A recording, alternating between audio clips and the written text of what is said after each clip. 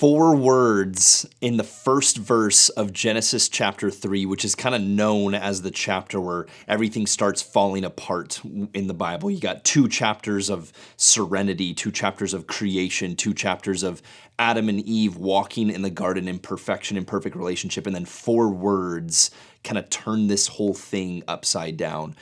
Genesis chapter 3 is the story of how humanity and life got into its present state. You got Adam, which means humanity, and then you got Eve, which means life, and we really get this picture of how the devil personified in the version or the form of a snake asks these 4 words, or asks this question in the form of 4 words, and gets Eve to doubt everything she's known up until this point. Did God really say?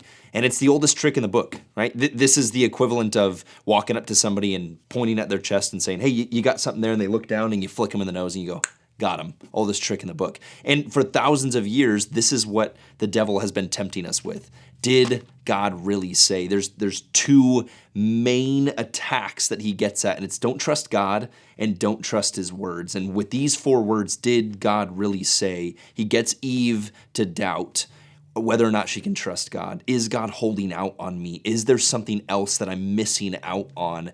And I really think for me right now in this season of life, the best way to love myself is to debunk the oldest trick in the book.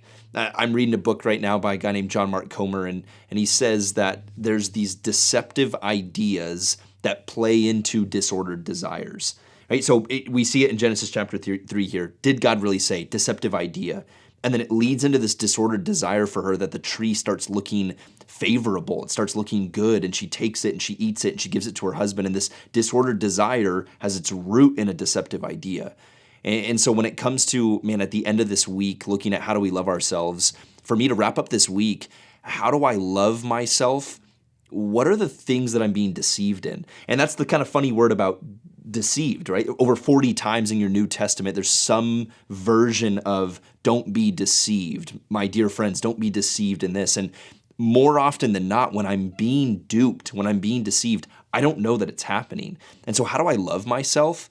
Who is around me, or how do I dive into God's word, or how do I have a conversation with a mentor or somebody that's further down the road, or maybe it's a loved one, it's a spouse, to go, hey, is there anything in my life that you see me being deceived in? Are there any deceptive ideas that I'm buying into that are creating these disordered desires in my life? And I love the moments in my life, love-hate, where I get to, it's almost these aha, eye-opening moments where I'm aware of something or some area that I'm being deceived in.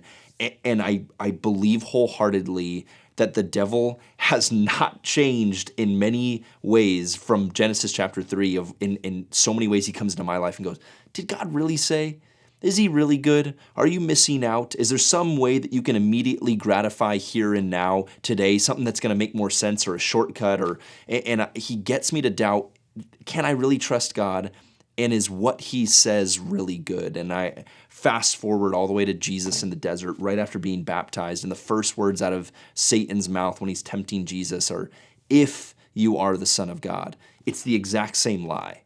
Did God really say that you're the Son of God, right? When Jesus was baptized, he comes out of the water. And before he's done anything for God, God proclaims, this is my Son, whom I love, with whom I'm well pleased. First words out of Satan's mouth, if you are the Son of God. Did God really say? Friends, where are the deceptive ideas where Satan's coming into our life going, did God really say?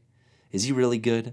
Where are we doubting whether or not we can trust God today? The best way to love yourself is to unveil that and lean into, yes, I can trust God. Yes, I can trust what he says. But where am I being deceived in that? Let's do a little mental homework there today. Love that we can end this week in that way, going, how do we love ourselves best? Why? So that I can love others. I want to love God and I want to love others as I love myself. How do we love ourselves? Take a look back at this week, 5 different ways. Thanks, Dosers. We'll see you next week.